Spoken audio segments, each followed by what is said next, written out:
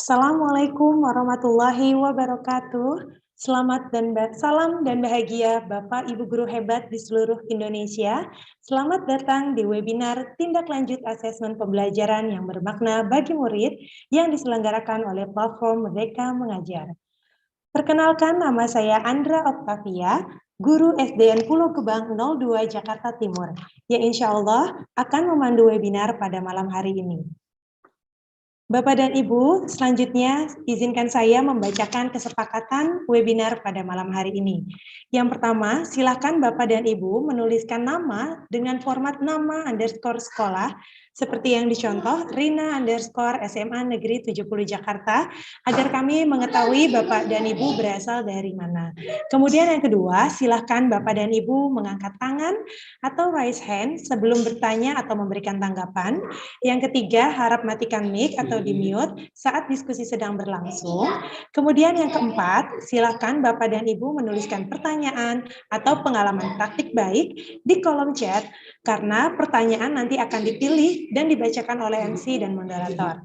Kemudian yang kelima, Bapak dan Ibu bisa mengisi lembar refleksi, umpan balik, dan absensi atau presensi di akhir acara webinar ini. Nanti linknya akan kami tampilkan pada akhir acara webinar ini.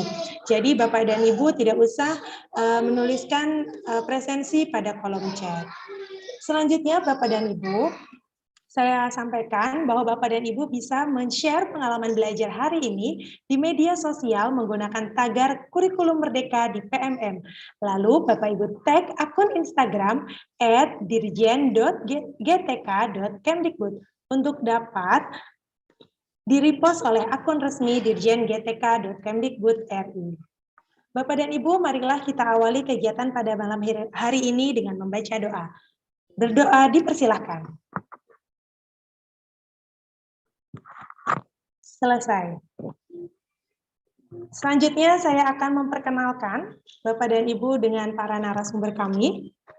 Oh iya, sebelumnya saya mau tanya nih Bapak Ibu. Bapak Ibu pasti sudah pernah mendengar kata asesmen. Kalau Bapak dan Ibu mendengar kata asesmen, yang ada di pikiran Bapak Ibu itu apa?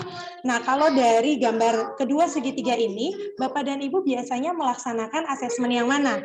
Asesmen segitiga asesmen pada gambar nomor 1 atau segitiga asesmen pada gambar nomor 2? Bapak dan Ibu bisa menuliskan di kolom chat. Silakan diketik di kolom chatnya, Bapak dan Ibu melaksanakan asesmen sesuai dengan segitiga di nomor 1 atau nomor 2. Silahkan Bapak Ibu ditulis. Nah, setelah Bapak Ibu menulis nomor 1 atau nomor 2, Bapak Ibu boleh juga menuliskan alasannya nih, mengapa Bapak Ibu memilih asesmen dengan segitiga nomor 1 dan mengapa Bapak Ibu memilih segitiga nomor 2. Gitu. Nanti tim kami yang akan melihat bagaimana jawaban dari Bapak dan Ibu.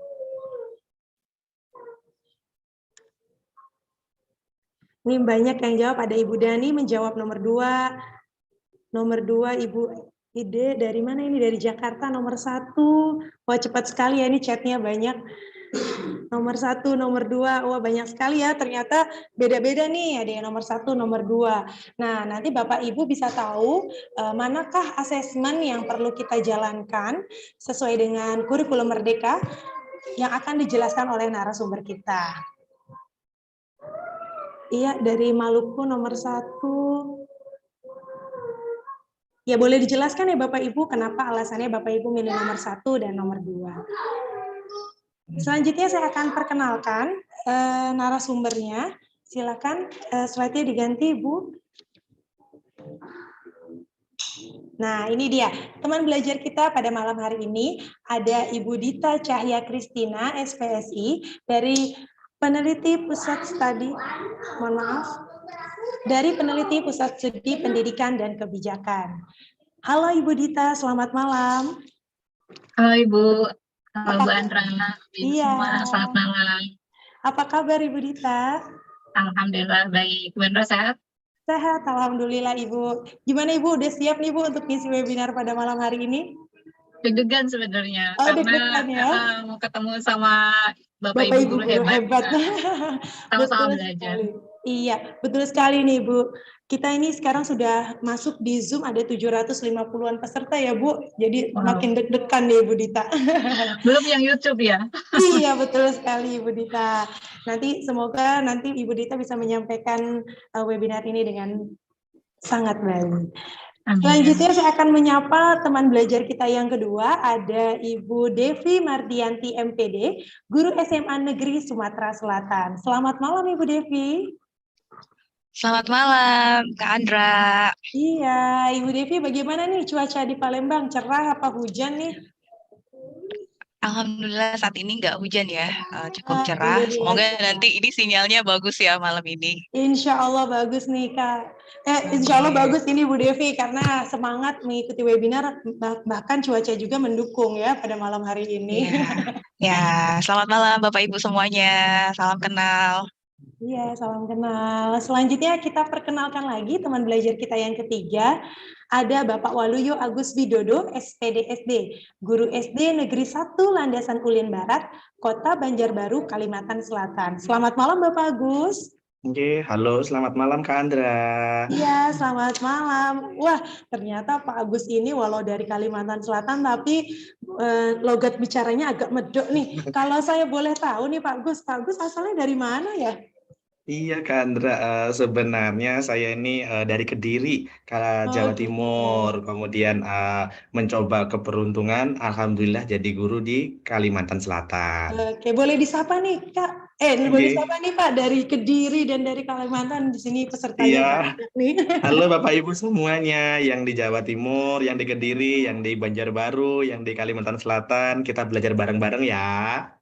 Iya, terima kasih Pak Agus untuk sapaannya. Selanjutnya langsung aja ya, Bapak dan Ibu, kita simak nih praktik baik yang pernah dilakukan oleh Bapak Agus.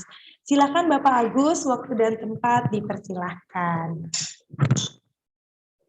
Ya, oke. Assalamualaikum warahmatullahi wabarakatuh. Waalaikumsalam warahmatullahi wabarakatuh. Salam kenal Bapak Ibu guru hebat semuanya. Nah, di sini perkenalkan nama saya Waluyo Agus Widodo, biasa dipanggil Agus. Saya guru kelas 5 SD di SDN 1 Landasan Ulin Barat, Kota Banjarbaru, Kalimantan Selatan. Di sini saya akan berbagi asesmen-asesmen sederhana yang saya pakai untuk bisa lebih dekat dengan anak-anak saya dan juga untuk merancang strategi pembelajaran di kelas saya. Nah, pada tahun ajaran baru, saya biasanya melakukan asesmen diagnostik atau asesmen awal bersamaan dengan kegiatan pengenalan lingkungan sekolah. Sambil saya dan anak-anak berkenalan, karena kan pasti waktu itu adalah bergantian guru kelas. Nah, sebagian pertanyaan asesmen itu mengarah pada gaya belajar murid. Saya biasanya mencari dari internet dan kemudian menyesuaikannya, memilih mana yang sesuai untuk anak-anak di kelas saya. Nah, dengan begitu saya bisa menentukan langkah-langkah pembelajaran yang harus saya lakukan nantinya. Nah, setahu saya asesmen diagnostik itu bisa kita ulang lagi dan dilaksanakan sesuai kebutuhan. Misalnya, kita bisa melaksanakan di awal semester, awal ajaran baru, atau bahkan di hari di mana kita akan memulai suatu materi baru. Nah, ini di dalam suatu pembelajaran saya biasanya berikan asesmen di awal, di tengah, dan juga di akhir. Karena menurut saya asesmen itu saling berkesinambungan dari awal pembelajaran sampai akhir pembelajaran. Sebelum mengawali pembelajaran, ini sering saya mencari tahu dulu nih kesiapan anak-anak dalam belajar. Apakah kelas saya sudah nyaman? Apakah kelas-kelas saya nih, anak-anak di kelas saya ini udah semangat belajarnya gitu. Nah, kadang saya menggunakan emoticon yang saya gambar di papan tulis dan anak-anak pilih sampai di mana semangatmu hari ini untuk memulai pelajaran gitu.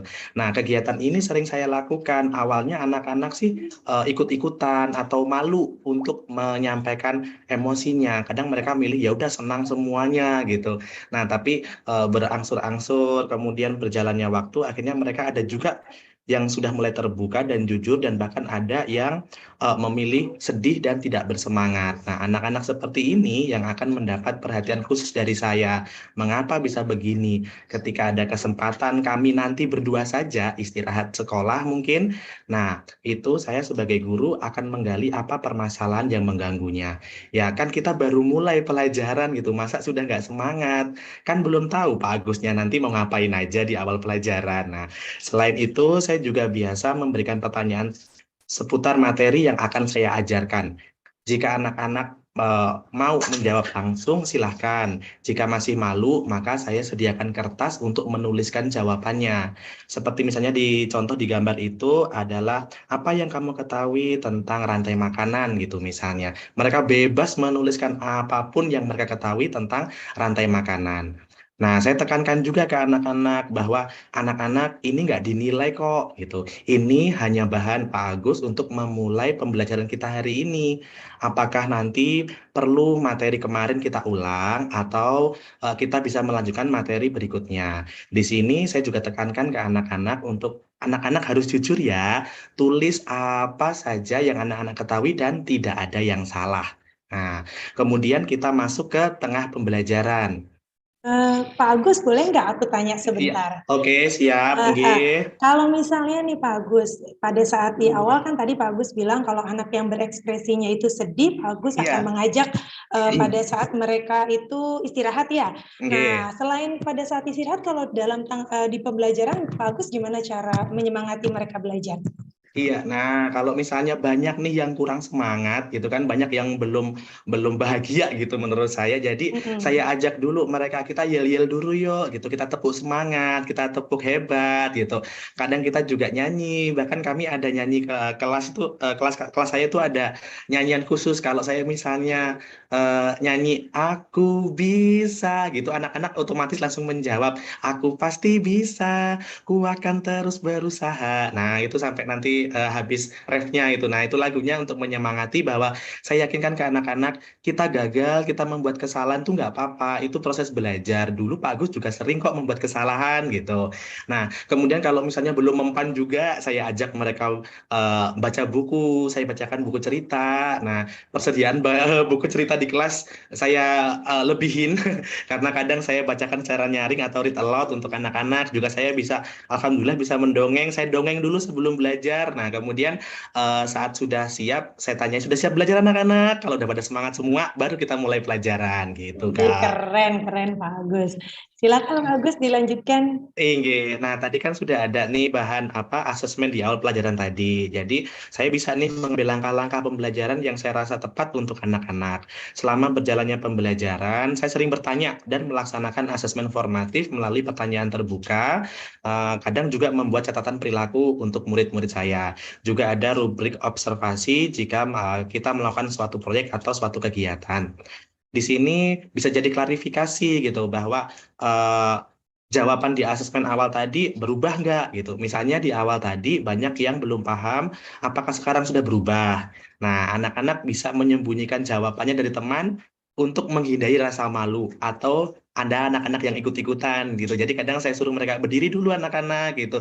Jangan saling menghadap teman ya. Yuk jujur yuk. Nah, kadang saya sering membuat pertanyaan, setuju atau tidak setuju? Ya atau tidak, atau dua pilihan jawaban lainnya. Contohnya, setujukah kalian bahwa ular dalam rantai makanan itu bisa berperan sebagai konsumen dua dan juga bisa berperan lagi menjadi konsumen tiga? Nah, yang setuju jempolnya ke atas dan yang tidak setuju jempolnya ke bawah. Nah, atau kadang yang setuju berdiri dan yang tidak setuju duduk. Nah, tujuannya supaya mereka tadi tuh berani untuk mengungkapkan jawabannya, tidak malu-malu lagi dan tidak ikut-ikutan teman gitu. Dari jawaban itu saya bisa merancang lagi. Nah, setelah ini mau ngapain lagi ya pelajarannya gitu.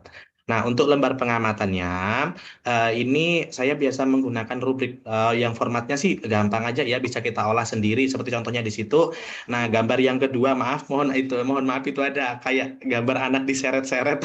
Itu adalah bermain peran Bapak Ibu, itu bermain peran. Kemarin ada proyek intrakurikuler, intra intrakurikuler proyek penguatan profil Pancasila, pelajaran IPAS tentang membuat himbauan menjaga ekosistem. Jadi mereka bermain peran, itu ada yang jadi padi, ada yang jadi ular, ada yang jadi petani gitu. Nah, untuk menilainya saya membuat rubrik yang formatnya ada kategori baru berkembang, cakap, layak, dan mahir. Nah, rubrik seperti ini eh, mudah untuk dibuat dan kita sesuaikan aja sesuai dengan kebutuhan kita. Kadang juga saya tidak selalu menggunakan kategori ini. Kadang juga ada yang terlihat, belum terlihat, cukup terlihat, sangat terlihat. Nah, seperti itu. Nah, kemudian setelah di tengah, langsung lanjut kita ke akhir pembelajaran. Di akhir pembelajaran, ini juga ada asesmen lagi. Nah, karena tadi kan menurut saya asesmen itu akan terus berkesinambungan nih dari awal sampai akhir. Di akhir ini biasanya saat refleksi pembelajaran. Saya bisa mencari tahu ketercapaian tujuan pembelajaran kita hari ini nih. Di refleksi pembelajaran ini, kalau menurut saya, kita tidak harus menunggu waktu untuk mengadakannya, tapi kita meluangkan waktu atau kita membuat waktu khusus memang untuk melakukan refleksi. Hal sederhana gitu, misalnya bagaimana perasaanmu hari ini, apa yang kamu pelajari hari ini, nilai kebaikan apa yang kamu dapatkan saat kamu bekerja dalam kelompok tadi. Hal ini kan bisa kita jadikan bahan untuk pembelajaran besok gitu. Apakah sudah berhasil atau belum pembelajaran kita hari ini gitu. Tujuannya apakah sudah tercapai atau belum. Dan jika jawaban anak-anak sudah sesuai dengan tujuan pembelajaran, nah ini nih momen dalam hati saya kalau misalnya mereka sudah tahu nilainya apa hari ini, nilai positif yang didapatkan, tujuannya sudah tercapai, mereka mengerti pelajaran hari ini, mereka senang gitu. Nah, ini momen dalam hati saya bisa bilang bahwa yes, pelajaranku hari ini berhasil. Nah, gitu Bapak Ibu. Itulah tadi praktik asesmen di kelas saya. Semoga bermanfaat untuk kita semua. Saya akhiri. Wassalamualaikum warahmatullahi wabarakatuh. Waalaikumsalam warahmatullahi wabarakatuh. Wah, hebat sekali nih pengalamannya Pak Agus, sangat menginspirasi kita semua. Semoga Bapak dan Ibu nih makin penasaran nih, bagaimana sih penerapan asesmen ini gitu. Nah, Bapak Ibu bisa lagi kita mendengarkan pengalaman praktik baik yang dilakukan oleh narasumber kita yang kedua. Baik, selanjutnya saya minta kepada narasumber yang kedua, yaitu Ibu Devi Mardianti MPD, untuk memaparkan praktik baiknya. Waktu dan tempat dipersilakan untuk Ibu Devi. Oke, baik. Terima kasih, Kak Andra. Tadi saya sudah sempat diperkenalkan ini ya, bahwa nama saya Devi Mardianti. Uh, Mohon izin memperkenalkan lagi sedikit gitu ya, terkait dengan tugas saya di sekolah. Saya adalah guru matematika di SMA Negeri Sumatera Selatan. Saat ini saya mengajar di kelas 10 dan juga kelas 12. Mohon izin juga memperkenalkan sedikit saja tentang SMA Negeri Sumatera Selatan. Jadi Bapak Ibu, SMA Sumsel ini adalah sekolah berasrama di mana para muridnya berasal dari seluruh kabupaten kota yang ada di Provinsi Sumatera Selatan dan berasal dari keluarga prasejahtera. Jadi pendidikan anak-anak selama di SMA Sumsel ini adalah beasiswa penuh dari pemerintah Provinsi Sumatera Selatan.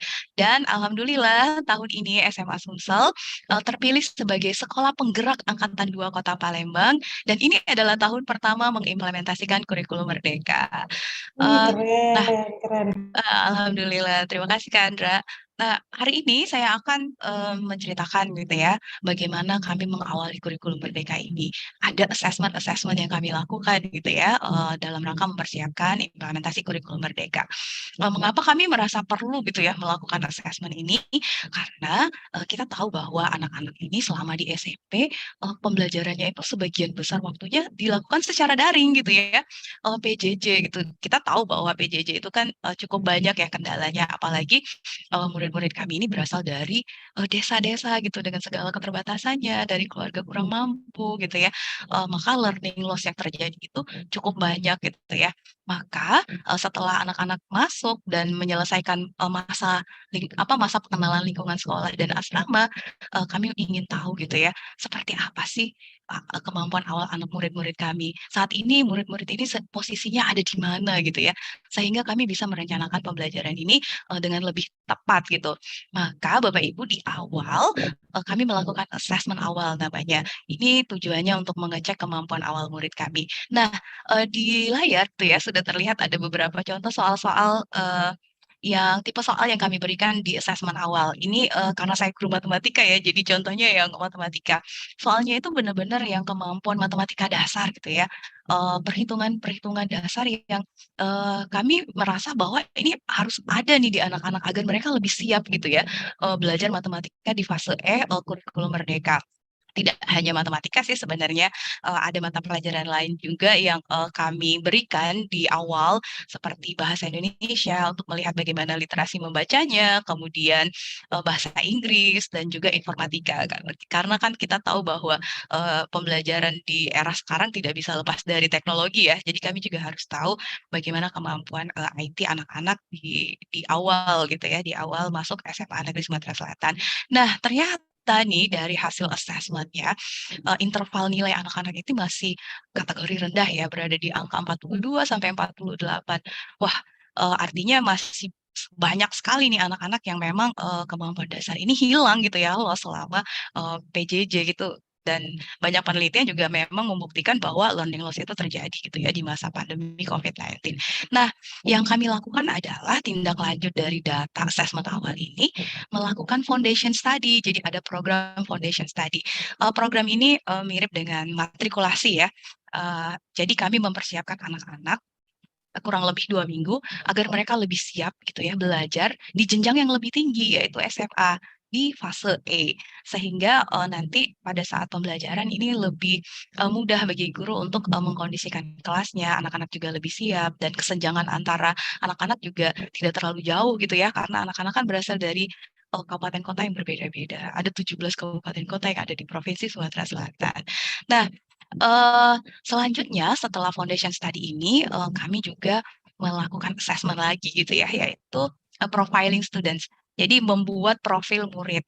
Nah, profil murid ini, kami lakukan dengan menggunakan, tes psikotes gitu ya, psikotes karena memang, di SMA Sumsel ada konselor atau guru BK yang mempunyai, lisensi gitu ya untuk mengadakan psikotes. Jadi ini sangat membantu sekali, SMA Sumsel dalam memperoleh profil murid gitu ya. Nah, hasil dari profiling students ini, di antaranya itu kami mendapatkan data, IQ, kemudian bakat murid, minat murid, kemudian gaya belajar mereka seperti apa gitu ya, termasuk, tipe kepribadiannya juga seperti apa. Nah, data-data ini Bapak Ibu digunakan oleh para guru, untuk merencanakan pembelajaran berdiferensiasi di kelas supaya, benar-benar nanti sesuai dengan, kebutuhan belajar murid, sesuai dengan kesiapan murid gitu ya. Jadi, berdiferensiasi berdasarkan gaya belajar maupun diferensiasi berdasarkan, minat para murid. Nah, bagi Bapak Ibu yang sekolahnya mungkin, nggak memungkinkan gitu ya untuk, melakukan psikotes, maka kita bisa melakukan dengan cara-cara yang lebih sederhana, seperti observasi gitu ya, kemudian, eee, survei kepada murid-murid itu juga bisa dilakukan dengan cara-cara yang, sederhana dan, para guru bisa bekerja sama dengan guru BK juga untuk merancang pertanyaan apa ya yang bisa diberikan kepada murid, supaya kita bisa mendapatkan, profil murid gitu ya, gaya belajar mereka, mata pelajaran yang mereka sukai, atau bidang-bidang yang mereka minati, dan sebagainya. Nah, di, sekolah penggerak itu ya, ada buku juga yang sangat bermanfaat, yaitu buku, Pedoman Layanan Bimbingan dan Konseling. Nah, di buku pedoman ini, di halaman 60 ya, Bapak Ibu bisa cek, di situ sudah disediakan angket untuk, untuk kita berikan kepada murid sehingga kita bisa, mendapatkan, data minat murid gitu ya. Ini juga cukup membantu bisa digunakan oleh Bapak Ibu guru semuanya, angket-angket ini yang sudah disediakan oleh, Kementerian Pendidikan dan Kebudayaan. Nah, untuk gaya belajar sendiri juga bisa diperoleh, kita secara sederhana ya, bisa melalui, survei, bisa melalui observasi gitu ya, melihat murid-murid kita, kecenderungannya itu gaya belajarnya seperti apa gitu ya. Tidak harus melalui instrumen tes yang, berbayar seperti itu ya. Ini sangat tergantung dengan, eee, kondisi sekolah masing-masing. Jadi, tidak harus selalu ada, "Oh harus psikotes dulu nih baru bisa mengimplementasikan kurikulum Merdeka." Oh tidak seperti itu. Kita bisa melakukan hal-hal yang sederhana untuk mendapatkan profil murid kita. Nah, kemudian setelah ini kami lakukan, begitu masuk ke fase E gitu ya, implementasi kurikulum Merdeka, kami serahkan kepada guru masing-masing, apakah akan melakukan asesmen awal lagi untuk setiap topik pelajarannya gitu ya, atau, ya sudah cukup, melihat bagaimana, kesiapan belajar anak dari selama foundation study. Nah, di proses pembelajaran, kami juga melakukan assessment. Jadi assessment itu tidak selalu harus berhubungan dengan nilai ya Bapak Ibu ya. Assessment juga, bisa dilakukan, dengan resiko yang lebih rendah ya, tanpa ada, anak-anak merasa diintimidasi gitu dengan nilai-nilai. Jadi, selama proses pembelajaran kita juga bisa melihat, bagaimana, progres belajar anak gitu ya, dengan cara-cara yang menyenangkan gitu ya. Nah, ini di layar saat ini salah satu, assessment formatif yang kami lakukan yaitu, performance assessment. Jadi melihat bagaimana kinerja anak-anak. Jadi situasinya, pada saat itu anak-anak diberikan problem, masalah yang akan mereka selesaikan, diskusikan di kelompoknya masing-masing. Kemudian, saya menggunakan rubrik. Nah, rubrik ini saya adopsi dan saya adaptasi serta saya modifikasi dari, eee, Smart Math gitu ya, bagaimana melihat kemampuan anak gitu ya. Nah, tapi rubrik itu terserah guru ya, sebenarnya guru juga bisa, eee, lebih merdeka untuk membuat rubrik sesuai dengan, tujuan pembelajarannya masing-masing. Nah, selama proses pembelajaran juga kita bisa melakukan, assessment yang lebih sederhana gitu ya, yaitu dengan menggunakan hand signal, seperti yang dilakukan Pak Agus tadi juga menggunakan hand signal ya. Jadi, ketika di pelajaran kita terjadi miskonsepsi ya Bapak Ibu, misalnya terjadi miskonsepsi. Mmm, Mbak Dia mungkin bisa membantu next slide, please. Nah, di kelas saya pernah terjadi gitu ya, pada pembelajaran bilangan berpangkat, 3 tambah 2 dalam kurung pangkat 3 sama dengan 5 pangkat 3. Nah, miskonsepsi ini terjadi ya Bapak Ibu, maka saya harus tahu ini bagaimana kondisi kelas saya gitu ya, apakah miskonsepsi ini terjadi di sebagian besar murid-murid. Maka saya menggunakan hand signal, menggunakan tangan. Jadi mereka, kalau setuju dengan, yang ditampilkan di layar ya, 3 tambah 2 pangkat 3 sama dengan 5 pangkat 3. Jika setuju, berikan jempolnya, seperti ini. Jika, belum yakin, seperti ini. Kalau dia, anak-anak tidak setuju, maka, seperti ini. Nah, apa, hand signal ini, menggunakan tangan ini, itu dalam rangka, mengetahui sebenarnya miskonsepsi miskonsepsi ini terjadi nggak ya di kelas saya gitu ya. Dan mereka tidak saling lihat karena, posisi tangannya tidak diangkat atas-atas ya, supaya nanti anak-anak nggak ikut-ikutan. Biasanya kalau tinggi-tinggi angkat tangan gitu, itu bisa mempengaruhi yang lainnya. Makanya jadi di depan dada masing-masing memberikan, tangannya, memberikan sinyal melalui tangannya, dan saya bisa melihat, satu persatu murid-murid selama, di kelas gitu ya. Wah, apakah terjadi miskonsepsi pada, sebagian besar anak. Nah, ini juga bisa kita lakukan untuk melihat, bagaimana, pemahaman murid-murid kita ketika terjadi miskonsepsi gitu ya. Jadi tidak harus selalu berhubungan dengan nilai-nilai ya Bapak Ibu ya. Nah kemudian, di akhir proses pembelajaran, kita juga perlu melakukan refleksi untuk melihat, pencapaian atas tujuan pembelajaran yang sudah kita tetapkan, bersama anak-anak. Nah, saya biasanya menggunakan Mentimeter ya, Mentimeter untuk, melakukan, refleksi bersama. Nah, self assessment atau penilaian diri ini juga, penting dan harusnya, proporsinya itu lebih besar gitu ya, karena disitulah kita akan melihat bagaimana, pencapaian belajar anak-anak, progres belajarnya juga sampai mana. Ini juga bisa kita lakukan dengan cara yang sederhana, kalau memang di sekolah tidak memungkinkan menggunakan aplikasi, kita bisa menggunakan, dengan cara ditulis atau menggunakan, sticky note, kertas Post-it gitu ya, ditempel dan sebagainya. Ini benar-benar sangat tergantung dengan kondisi sekolah dan juga kreativitas dari masing-masing guru. Nah, seperti ini kira-kira gambaran assessment dan tindak lanjutnya yang kami lakukan di SMA Negeri Sumatera Selatan. Dan assessment ini tidak akan ada artinya apa-apa, tidak ada manfaatnya apa-apa ketika tidak kita tindak lanjuti atau kita follow up, dan juga ketika kita tidak berikan feedback kepada para murid kita.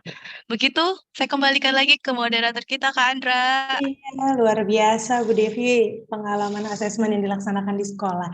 Ini ada pertanyaan nih Bu Devi dari kolom chat di ruang Zoom. Ada Ibu Indri Nurani Larasati SPD.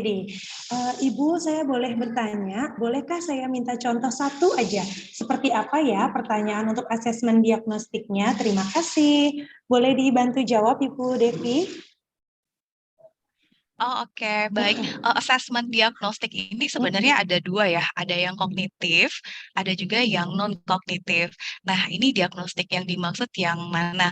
Kalau misalnya diagnostik yang kognitif, ini sangat tergantung dengan pelajaran kita masing-masing. Biasanya ini berkaitan dengan topik pembelajaran yang akan kita berikan kepada para murid. Kita ingin mengetahui kondisi atau pengetahuan awal murid-murid kita, gitu ya. Jadi soalnya ini benar-benar soal-soal yang berhubungan dengan topik gitu ya, topik pembelajaran kita. Tapi kalau misalnya diagnostik tesnya itu adalah non-kognitif gitu ya. Nah, ini untuk mengetahui gaya belajar gitu ya, yang sifatnya non-kognitif seperti itu ya, minat. Nah, pertanyaan-pertanyaannya itu sebenarnya kalau di SMA Sumsel karena bekerja sama gitu ya dengan guru BK, itu sudah ada instrumen yang memang sudah valid gitu ya, dan biasanya tidak bisa sembarangan orang menggunakannya karena harus yang paham. Ini Bu Dita akan lebih paham nih masalah tes non-kognitif ya, diagnostik tes non-kognitif. Eh, tapi kita bisa sebagai guru kita bisa membuat pertanyaan-pertanyaan sederhana sih sebenarnya, tetap bekerja sama dengan guru BK tentunya, untuk melakukan observasi gitu ya, survei terhadap minat belajar murid. Misalnya pertanyaannya itu eh, apa pelajaran apa sih yang paling disukai atau topik apa sih yang paling disukai seperti itu ya. Jadi pertanyaan-pertanyaan sederhana yang bisa kita buat sendiri untuk mengetahui bagaimana kondisi murid-murid kita minatnya, ataupun gaya belajar. Kalau gaya belajar misalnya bisa memberikan pilihan, anak-anak lebih suka ditampilkan gambar atau teks gitu ya, atau lebih suka mendengar. Nah, itu juga bisa diberikan pilihan-pilihan seperti itu untuk mengetahui kecenderungan gaya belajar anak itu apakah visual ataukah auditorial dan sebagainya. Oke, baik Ibu Semoga Devi. terjawab ya Kak Andre ya. Iya, benar-benar. Terima kasih nih Kak Devi untuk pengalamannya Bu Devi ya. Nah, ini selanjutnya Bapak dan Ibu guru hebat, ada juga praktik baik dari kolom chat dari Rizky Herbianti, Ibu Reski ya. Pengalaman saya di awal pembelajaran adalah saya sering melakukan asesmen diagnostik dengan menanyakan perasaan murid, kondisi, perasaan murid ketika akan mengikuti pelajaran yang saya ajarkan. Karena kebetulan saya mengajar matematika. Kemudian setelah siswa mengisi asesmen, kita memulainya dengan menyanyikan lagu-lagu nasional atau melakukan yel-yel. Nah, ini mungkin Bapak Ibu juga bisa melihat dari praktik baik Bapak dan Ibu guru yang ada di kolom chat, yang sudah diketik di kolom chat nih, ternyata Bapak dan Ibu guru sudah banyak nih yang menerapkan asesmen. Nah, dari praktik-praktik baik yang sudah disampaikan oleh Pak Agus dan Bu Devi, semoga bisa menginspirasi kita semua. Saya mau berbincang-bincang nih sekarang sama Ibu Dita. Halo Ibu Dita. Ibu Dita. Iya, halo Iya, Bu Bu Andra, mohon Dita. maaf. Ini kayak Bu Dita masih grogi apa sudah hilang nih groginya nih Bu Dita? Iya, ini makin takjub aja nih setelah mendengar dua pembicara sebelumnya. Nah, gitu. Kalau menurut Ibu Dita nih, bagaimana tadi pengalaman dari Pak Agus dan Bu Devi? Mungkin Bu Dita bisa kasih komentar. Silakan Ibu Dita. Iya, dari Bu Andra sama Pak Agus, dari Bu Devi sama Pak Agus ini tuh justru dapat gambaran gitu ya, yang namanya asesmen itu, asesmen terkait pembelajaran ternyata bukan hanya asesmen yang memang saklek gitu ya, atau apalagi asesmen awal pembelajaran atau asesmen diagnostik gitu ya, bukan hanya yang bersifatnya psikologis, psikotes kayak gitu, tetapi ada juga yang pemetaan minat, tadi yang disampaikan sama Bu Devi gitu ya. Mulai dari status kesiapan belajar, bagaimana moodnya hari itu yang dilakukan sama Pak Agus. Agus gitu ya, sampai asesmen yang terkait konten gitu, yang tadi yang soal-soal dari Bu Devi gitu ya, itu kan untuk melihat untuk mempelajari materi tertentu mungkin ada materi-materi prasyarat atau materi-materi prerequisite-nya gitu ya. Bu Devi itu melakukan pemetaan untuk bisa materi ini, bisa nggak ya dicek materi ininya gitu ya, materi yang tadi yang seperti bilangan pangkat gitu ya, atau pecahan gitu untuk ngujinya. Seperti itu sih. Jadi ini tuh saya juga bingung apakah saya perlu melanjutkan lagi, karena kayaknya contoh-contoh yang dari Bu Devi sama Pak Agus ini sudah lengkap gitu ya, bahwa asesmen itu tuh seluas itu, dan memang di kurikulum Merdeka ini diberikan kemerdekaan untuk guru merancang asesmennya yang memang sesuai dengan kebutuhan muridnya gitu. Keren banget ya Bu, tadi pengalaman Pak Agus sama Bu Devi. Oke, untuk selanjutnya saya minta kepada Ibu Dita untuk memaparkan sedikit materi untuk menambah ilmu dan wawasan kepada Bapak Ibu guru hebat yang mengikuti webinar pada malam hari ini. Silakan Ibu Dita. Iya, terima kasih Bu Andra. Ya, nyambung sama yang tadi disampaikan sama Bu Devi dan Pak Agus gitu ya. Bu Devi dan juga Pak Agus ini sebenarnya sudah melakukan asesmen yang memerdekakan. Saya bilang, kenapa? Karena menggunakan hasil asesmen untuk menjadi umpan balik gitu, agar bagaimana tujuan pembelajaran bisa tercapai gitu. Bagaimana umpan balik dari hasil asesmen tersebut itu digunakan untuk merencanakan pembelajaran berikutnya gitu. Nah, si umpan balik ini juga kan hasil asesmennya itu bukan hanya bermanfaat untuk guru untuk merencanakan pembelajaran ya, tetapi itu juga bermanfaat untuk murid. Tadi juga Bu Devi atau Pak Agus gitu ya, mengajak muridnya juga berefleksi sebenarnya seberapa paham mereka gitu kan. Apakah memang dia paham, yakin gitu, jempolnya seperti ini, terus dia juga paham atau tidak tahu jawabannya, nggak yakin, seperti itu sih sebenarnya. Nah, asesmen yang memerdekakan atau yang bermakna untuk murid itu adalah asesmen yang memang jadi siklus gitu ya, cycle seperti ini. Jadi di awal gitu, asesmen ini tuh berfungsi untuk melihat kesiapan. Nah, kesiapan ini tuh macam-macam Bapak Ibu. Jadi ada yang kesiapan yang ada kaitan langsungnya sama konten, seperti yang tadi dijelasin, dicontohin sama Bu Devi gitu ya. Yang saya lihat itu ada yang soal-soal matematik, sama yang yang matematik gitu ya. Kemudian ada yang kesiapannya tuh kesiapan belajar. Kesiapan belajar itu seperti yang tadi dicontohin sama Pak Agus, moodnya bagaimana, atau kesiapan bawaan seperti bakatnya gitu ya, yang seperti hasil tes psikologi gitu jika memang memungkinkan. Tetapi itu tadi betul sekali yang disampaikan Bu Devi, bahwa sangat banyak sekali gitu ya instrumen-instrumen yang memang bisa membantu guru untuk melihat kesiapan tanpa harus dengan psikolog gitu ya, karena kan beberapa instrumen psikotes ini perlu ada lisensinya untuk melakukan seperti itu. Nah, di tengah pelajaran kita juga bisa mengecek gitu ya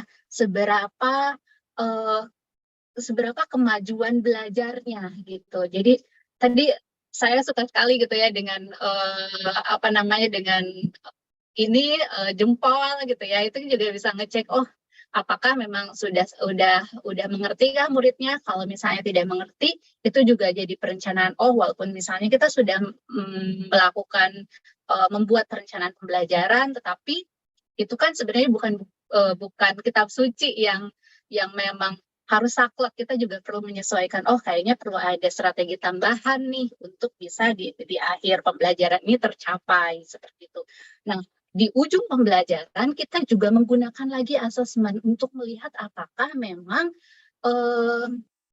pembelajaran yang kita lakukan ini tuh membantu murid untuk mencapai tujuan pembelajaran. Tercapai nggak ya tujuan pembelajaran yang sudah kita set di awal, seperti itu. Jadi memang bukan soal bentuknya, bukan soal formatnya gitu, tetapi menggunakan asesmen mulai dari perencanaan dari awal sampai ujung pembelajaran, itulah yang paling penting yang perlu dipegang dalam mengimplementasikan kurikulum. Kurikulum apapun menurut saya, bukan hanya kurikulum Merdeka gitu ya, tetapi kurikulum K13 pun ini tuh perlu dilakukan gitu. Dan memang asesmen awal pembelajaran di tengah sama di akhir itu tuh wajib sekali guru lakukan. Bentuknya bisa apa saja gitu, mau itu berupa tes gitu, mau berupa role play gitu, mau berupa self assessment atau peer assessment, atau bahkan tuh sesederhana saya tuh pernah melakukan asesmen awal gitu ya. Jadi seperti pemahaman murid terhadap bahasa gitu. Jadi waktu itu bahasa Sunda misalnya gitu ya. Jadi kita bisa menceritakan cerita lucu bahasa Sunda misalnya gitu kan, yang sederhana, yang sesuai dengan usianya. Kalau misalnya ada anak yang tertawa, oh berarti itu paham gitu. Itu juga bisa jadi asesmen awal sebenarnya Bapak Ibu. Oke, next Mbak.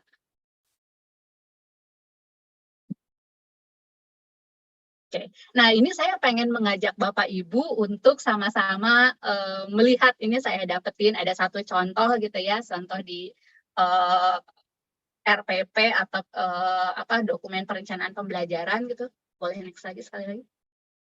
Di sini ya, di sini tujuan kegiatannya, tujuan pembelajarannya itu tuh, jadi setelah belajar ini, murid ini diharapkan dapat menjelaskan daur hidup kupu-kupu gitu. Nah, kemudian di sini juga ada contoh-contoh soalnya gitu ya.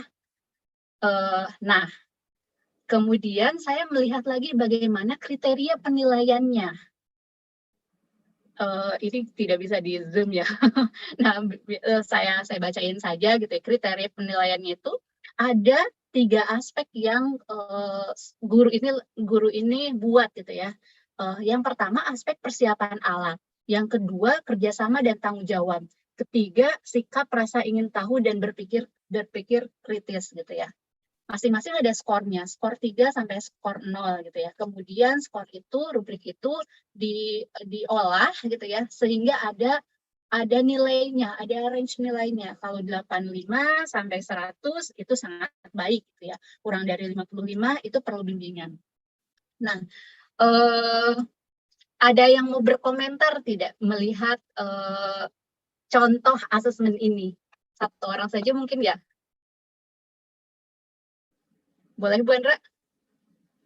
Ya, silakan Bapak Ibu yang ingin berkomentar tentang contoh pembelajaran atau rubrik dari penilaian ini. Boleh silakan raise hand. Bapak Ibu, ada Pak Pendi Harahap. Silakan Pak Pendi Harahap.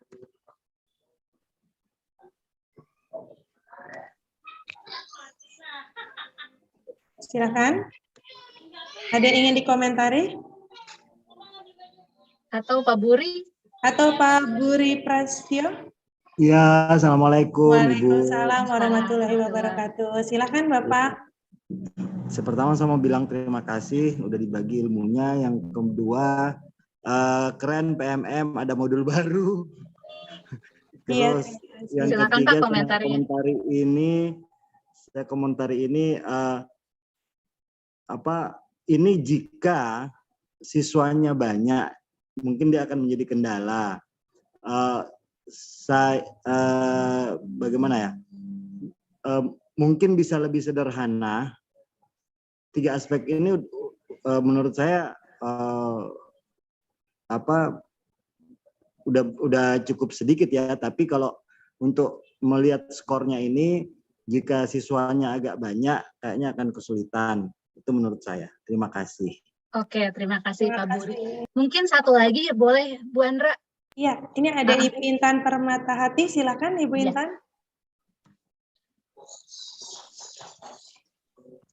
Maaf Bu, saya ini kan asesmen yang buat kelas tinggi. Apakah ada contoh yang asesmen buat kelas rendah di SD? Karena kan kebetulan saya lagi ikut PPG, terus saya modul ajar. Kemarin saya asesmen yang mengambil masalah anak sulit membaca, jadi saya mengambilnya yang itu Bu, yang anak bisa mengetahui suku kata berapa dan berapa. Jadi saya pengennya Dari yang ini nggak ada yang mau dikomentarin, Bu? Dari yang dipaparkan oleh Ibu Dita, ada yang mau dikomentarin nggak? contoh yang buat anak kelas rendah. Oh, ini buat kelas berapa ya, Bu? Oke, Terima terima kasih, kasih Bu banyak Intan. Bu Intan. Mungkin nanti bisa dibantu sama teman-teman PMM ya. Iya, oke. Oke, mungkin saya bantu lanjut lagi aja. pertanyaannya gitu ya. Ya, jadi dari tujuan kegiatan, tujuan pembelajarannya gitu ya, dengan instrumen penilaiannya, menurut Bapak Ibu bagaimana? Saya pengen mendengar satu komentar. Kayaknya ada Pak, siapa ya, Pak Donald, siapa ya tadi? Sudah nggak ada kayaknya. Iya, udah nggak ada nih. Atau Bu Titik? Ibu Titi Rahayu, mau dikomentari tentang Ya. asesmennya? Silahkan Ibu. Ya. Assalamualaikum warahmatullahi wabarakatuh. Waalaikumsalam warahmatullahi wabarakatuh. Terima kasih atas waktunya. Maaf Ibu Dita.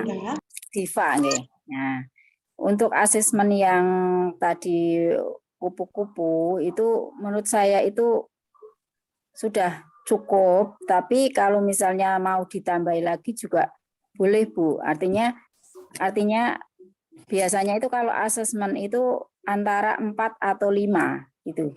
Nah, 5 asesmen artinya 5 rubriknya itu Bu. Ya. Kalau dari Bu Titi ada ide enggak? Karena ini apa namanya?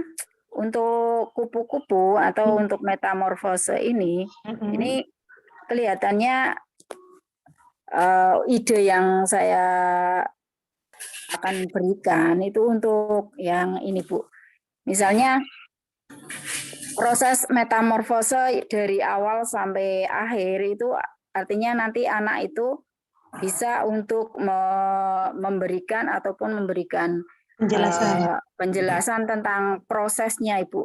Iya. Jadi bisa boleh. Seperti itu saja. Makasih. Iya, baik. Terima kasih Terima Bu Titi kasih, Rahayu atas Bu Titi. masukannya. Bagaimana Ya, nih Bu Dita? Tadi Ibu siapa yang pertama yang ini juga terima kasih sudah memberikan komentarnya gitu ya. Tapi mari kita lihat lagi, baca lebih teliti lagi bahwa tujuan kegiatannya, tujuan pembelajarannya apa sih Bu? Tujuan kegiatan ini setelah berkegiatan, setelah belajar gitu ya. Di sini disampaikan bahwa guru ini mengharapkan murid nanti setelah belajar dia bisa menjelaskan daur hidup kupu-kupu. Tetapi apa yang dilakukan gitu lah. Apa yang dinilai? Pertama, persiapan alatnya. Kedua, kerjasama dan tanggung jawab. Ketiga, sikap rasa ingin tahu dan berpikir kritis.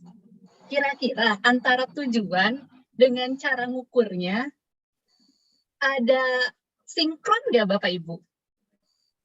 Enggak sinkron. Nah, iya tuh dari Pak Budi Prasetyo katanya tidak sinkron. Nah, itu menjadi poin penting dalam melakukan asesmen gitu ya. Kita tuh mau tahu apa Bapak Ibu? Mau tahu berat badan gitu ya. Berapa sih berat badan saya gitu ya, bobot saya tuh berapa? Berhasil atau enggak nih dietnya gitu. Nah, yang dilakukan adalah saya melakukan pengukuran pakai penggaris. Apakah tujuan saya mengetahui berat badan itu tercapai atau tidak gitu. Nah, itu juga menjadi pertimbangan penting dalam asesmen X. Nah, kalau Bapak Ibu gitu ya membaca kembali panduan pembelajaran dan asesmen gitu ya. Di situ tuh setidaknya ada 5 prinsip-prinsip yang perlu Bapak Ibu terapkan dalam melakukan asesmen. Betul tadi kata Pak Agus gitu ya. Bukan Pak Agus kadang pakai 4 rubrik, pakai 3 rubrik gitu ya. Soal jumlahnya itu tergantung pada keyakinan Bapak Ibu, apakah cukup mendiferensiasi atau tidak gitu. Nah, mungkin ini prinsip-prinsip yang perlu dipegang gitu. Bapak Ibu juga bisa membaca langsung gitu ya di panduan pembelajaran dan asesmen. Ini saya kasih tahu halamannya, halaman 10 gitu. Jadi Bapak Ibu bisa ngecek juga gitu. Pertama, asesmen itu tuh bagian terpadu dari proses pembelajaran. Jadi mesti jelas gitu ya tujuan pembelajarannya apa. Sehingga ketika kita merancang asesmen itu tuh perlu nyambung, perlu ada keterpaduan. Dan ini juga bisa ngasih hasilnya bisa ngasih informasi yang holistik gitu mengenai dan juga capaian anak gitu, dan juga mendapatkan kita dapat umpan balik. Ini apakah perlu dilanjutkan ataukah perlu remedial ataukah memang strateginya kurang tepat gitu.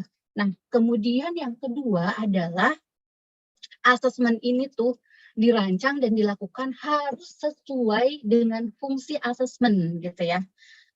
Jadi mau tekniknya pakai rubrik, mau pakai checklist, mau pakai kuis gitu kan, Mentimeter, apapun yang penting itu tuh sesuai sama fungsinya gitu. Nah, yang paling penting tadi gitu kan, efektif nggak gitu kan untuk mengukur capaian tujuan pembelajaran. Nah, kayak tadi Bu Devi gitu, Bu Devi itu kan tujuannya pengen tahu apakah anak-anaknya itu tuh sudah punya kemampuan dasar nggak ya untuk masuk ke materi tertentu. Jadinya Bu Devi itu perlu tahu, oh buat tahu perkalian, anak itu harus kuat dulu yang namanya penjumlahan. Jadi yang di assessment itu penjumlahannya.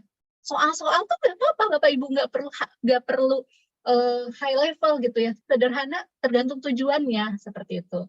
Kemudian prinsip yang ketiga, asesmen itu tuh perlu adil, proporsional, valid, dan juga reliable gitu ya. Tadi yang disampaikan sama Pak Agus gitu ya. Ketika memang anaknya itu belum punya keberanian gitu ya, kepercayaan diri untuk menyampaikan secara langsung, tidak apa-apa ditulis. Itu tuh adil dan proporsional, tergantung dengan kondisi anaknya seperti itu kan. Nah, terus ada juga anak yang memang dia sukanya berbicara gitu ya, nggak apa-apa disampaikan secara oral, tapi mungkin untuk beberapa kesempatan latih juga aspek itu biar mereka juga punya kesempatan dan juga pengalaman bagaimana menyampaikan pendapat atau menyampaikan jawabannya. Kemudian prinsip yang keempat itu tuh asesmen itu tuh bisa jadi informasi yang bisa menggambarkan gitu ya bagaimana kompetensi dan karakter murid gitu. Jadi kayak tadi si contoh asesmen tadi, apakah nanti itu bisa jadi informatif nggak ya terhadap capaiannya, apakah dia memang sudah paham bagaimana menjelaskan daur hidup kupu-kupu gitu. Kemudian yang terakhir, asesmen ini tuh sebaiknya bisa menjadi bahan refleksi gitu. Bahan refleksi bukan hanya untuk kita sebagai pendidik untuk merencanakan pembelajaran, tapi bahan refleksi untuk murid. Kira-kira nak ini capaian kamu segini, kendala kamu apa ya gitu. Apa yang bisa Bapak Ibu bantu? Ke orang tua juga gitu ya. Bahkan ke guru lain. Jadi asesmen sumatif saja di ujung gitu ya, nilai rapot ini juga sebenarnya kan bisa jadi bahan refleksi untuk guru di kelas berikutnya gitu. Seperti itu. Next. Nah, ini terakhir gitu ya. Sebenarnya sudah disampaikan juga gitu. Jadi asesmen yang benar dan bermakna itu kayak apa gitu. Jadi saya coba translate gitu ya. Secara sederhananya, asesmen yang terbaik itu adalah asesmen yang setia pada tujuannya. Jadi kalau tujuannya A, asesmennya juga mesti ngikutin gimana ya caranya untuk bisa mendapatkan gambaran mengenai A. Jadi asesmen itu nggak boleh selingkuh Bapak Ibu. Kalau tadi selingkuh ya gitu ya, tujuannya apa, caranya gimana. Asesmen yang baik itu apapun caranya, mau pakai rubrik, mau pakai checklist, mau pakai tes, mau pakai kuisis, apapun itu, mau portofolio gitu ya, mau presentasi, apapun caranya, itu tergantung tujuannya Bapak Ibu. Nah, terkait asesmen formatif sama sumatif, tadi pertanyaan slide pertama gitu ya dari Bu Andra gitu. Mana yang lebih baik? Sebenarnya tidak ada yang lebih baik gitu ya Bapak Ibu. Asesmen formatif sama sumatif itu adalah itu bukan hanya label atau bentuk suatu asesmen. Misalnya kita seringkali mengasumsikan bahwa sumatif itu pilihan ganda, formatif itu esai, atau formatif itu atau sumatif itu adalah presentasi gitu ya. Tidak. Jadi boleh apapun bentuknya Bapak Ibu. Yang membedakan adalah antara asesmen formatif sama sumatif itu adalah bagaimana hasil asesmen ini ditindaklanjuti. Bagaimana asesmen ini digunakan. Ketika hasil asesmen itu digunakan untuk merencanakan pembelajaran selanjutnya, itu formatif. Tapi ketika asesmen itu untuk melihat ketercapaian tujuan pembelajaran, itu sumatif. Tetapi sumatif juga tidak selesai sampai di situ. Ketika misalnya, oke ini tercapai. Terus nanti gimana ya? Kadang-kadang sumatif bisa jadi asesmen formatif untuk tahapan berikutnya. Gitu. Jadi itu bukan sesuatu yang dikotomi hitam putih, Bapak Ibu. Gitu sih. Jadi sekali lagi, asesmen terbaik itu bukan soal beragam bentuknya, tetapi bagaimana kesetiaannya pada tujuan. Gitu. Terima kasih. Ya, terima kasih Ibu Dita, menarik sekali ini pemaparan dari Ibu Dita. Bu Dita, ini langsung ada nih pertanyaan nih dari Ibu Verina Soraya. Bu Dita, dalam belajar kita sering kan menanyakan kemampuan awal anak. Nah, ketika kita tahu, maka saya sering akhirnya menerangkan pelajaran yang kurang sesuai dengan modul yang telah saya buat. Karena kita berorientasi kepada kebutuhan murid. Bagaimana ya cara menyeimbangkan antara asesmen dalam pembelajaran? Iya, ini Gimana terima menurut kasih Dita? sekali pertanyaan sama Ibu Verina Soraya. Ibu Erina ya. Iya. Iya, Ibu sudah menjadi guru yang merdeka, yang menyesuaikan pembelajaran terhadap kebutuhannya gitu. Kenapa gitu ya? Kurikulum merdeka ini tuh secara capaian juga sudah banyak disederhanakan gitu ya, agar guru itu punya waktu yang leluasa untuk bisa membantu anak mencapai kompetensi atau capaiannya gitu. Itu strateginya mungkin Bapak Ibu lain juga bisa share gitu ya, bisa mungkin peer teaching gitu, dibantu sama temannya atau dikelompokkan atau memberikan tambahan seperti itu sih. Dan tadi betul sekali gitu ya, untuk melihat apakah si anak ini tuh sudah punya kemampuan kompetensi yang cukup nggak ya untuk melakukan atau mengikuti pelajaran berikutnya, itu dicek dulu. Kalau misalnya belum mampu, ya betul tadi yang dilakukan sama Ibu gitu ya.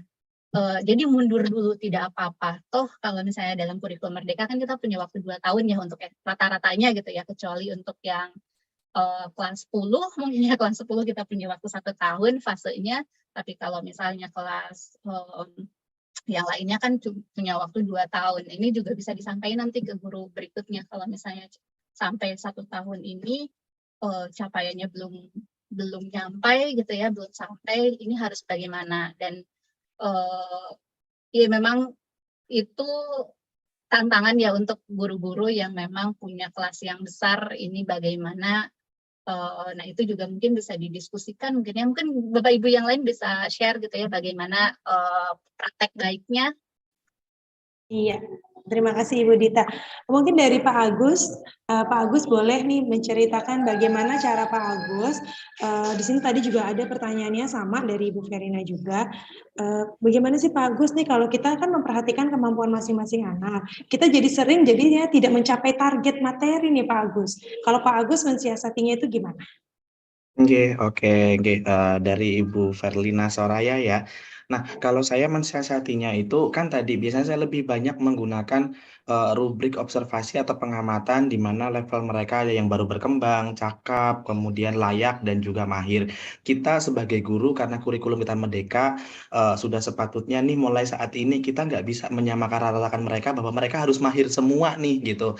Itu nggak bisa gitu. Ada yang anak-anak hebat, ada anak-anak yang lebih hebat lagi gitu. Maksud saya begini, jadi jika anak itu kita anggap aja mereka di awal tuh mulai berkembang.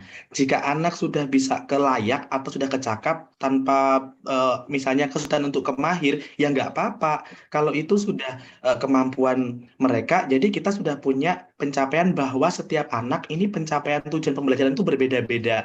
Kita boleh membedakannya gitu. Yang ini sudah pandai, ini boleh nih sampai ke mahir tingkatannya gitu. Yang ini kurang nih, ini sampai ke cakap aja boleh, yang ini ke layak aja itu juga bisa gitu. Karena kita di kurikulum merdeka kita nggak mungkin bisa memaksa mereka bahwa mereka semuanya harus di level yang sama gitu. Itu menurut saya. Ya, terima kasih Pak Agus untuk pengalamannya. Benar sekali tadi kata Pak Agus, berarti anak nggak usah dipaksa ya Pak Agus ya, berarti sesuai dengan tingkatannya masing-masing. Mungkin bisa juga ya Pak Agus, kita kasih tutor sebaya, teman yang sudah mahir membantu belajar teman yang belum, gitu ya Pak Agus. Itu gimana? Iya, benar tuh Mak. Itu biasanya saya nganukan di kegiatan diskusi kelompok. Nah, itu tuh pasti akan berubah-ubah dan guru pasti yang akan tahu nih porsinya bahwa oh anak ini nih nanti nih bisa nih untuk menjadi ketua atau jadi mentor, jadi teman sebaya kawan-kawan yang bisa ngajarin mereka teman-temannya di kelompoknya gitu. Jadi pasti guru tahulah sudah apanya persebaran dari anak-anak yang sudah bisa atau yang belum bisa gitu. Iya, baik. Terima kasih nih Pak Agus. Oke, selanjutnya kita ke pertanyaan melalui slide go ya. Boleh di next Kak Dia. Slide 2. Oke, ini yang pertanyaan yang pertama. Apakah asesmen hanya dapat dilaksanakan di lingkungan sekolah? Pertanyaan dari Ibu Santi Puspitasari. Saya minta kepada Ibu Dita untuk menjawab pertanyaan dari Ibu Santi. Dipersilahkan. Apakah asesmen hanya dapat dilaksanakan di lingkungan sekolah? Enggak, Bu. Dimanapun gitu ya, selama memang yang berkaitan dengan pembelajaran gitu ya. Karena kalau misalnya online kan lingkungannya juga, jadi memang lingkungan tempat itu tuh tidak mengikat ya. Jadi kalau misalnya pembelajaran jarak jauh juga kan boleh-boleh saja dimanapun gitu, selama memang antara guru dan muridnya sama-sama siap. Iya, baik. Terima kasih Ibu Dita. Selanjutnya kita ke pertanyaan yang kedua dari Bapak Ari Budi. Bagaimana tipsnya melaksanakan asesmen pembelajaran yang bermakna untuk anak berkebutuhan khusus? Ini kayaknya bisa nih dijawab oleh Pak Agus. Silakan ini Pak Agus. Iya, oke. Nah, kebetulan di kelas saya, di sekolah saya itu sekolah inklusif. Ini tahun kedua kami melaksanakan kurikulum merdeka. Sekolah saya sudah sebagai sekolah penggerak dari kelas 1, kelas 2, kelas 4, kelas 5 itu melaksanakan kurikulum merdeka dan kelas 3, kelas 6 masih kurikulum 2013. Nah, pas nih di kelas saya ada 2 anak berkebutuhan khusus. Namun kita kita lihat dulu ya ke hambatan tiap anak berkebutuhan khusus kan nggak sama, pasti berbeda gitu Bu. Dan kalau di tempat saya itu satunya low vision, dia itu harus melihat dengan yang sangat dekat, bahkan ada guru pembimbingnya khusus. Nah, kalau tipsnya dari saya untuk anak-anak seperti itu, kita sebagai gurunya harus lebih dekat dengan mereka gitu. Kemudian kita bangun dulu mood-nya. Kalau mood-nya sudah baik, baru kita bisa melaksanakan asesmen. Dan juga kalimat yang kita gunakan untuk anak-anak berkebutuhan khusus itu harus lebih sederhana. Kita ulang-ulang terus itu nggak masalah gitu, nggak apa-apa. Asesmen diulang kan memang nggak apa-apa gitu. Nah, ya dan yang paling penting adalah saat belajar, saat melaksanakan asesmen untuk anak-anak berkebutuhan khusus, kita harus pakai hati kayaknya.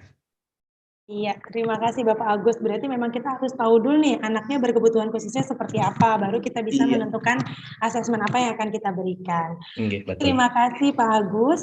Selanjutnya kita coba nih pertanyaan live dari Pak Donald yang sudah raise hand. Boleh Pak Donald, saya persilakan untuk bertanya secara langsung kepada narasumber kita. Waktu dan tempat dipersilakan.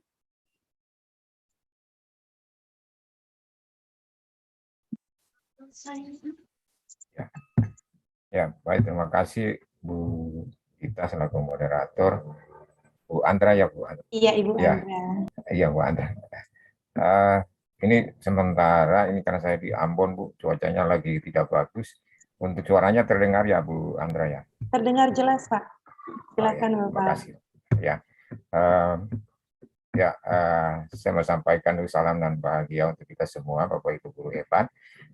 Saya senang sekali ada di webinar malam ini, dan saya sudah dengar tadi apa yang disampaikan oleh Pak Agus sama Bu Devi yang luar biasa, penyampaiannya dengan praktek-praktek baiknya dari 2 tingkatan, satu Pak Agus dari SD maupun juga Bu Devi dari SMA ya. Kebetulan sekolah saya juga ini juga sekolah penggerak Bu, SMA Kristen JPKPM Ambon, yang angkatan pertama.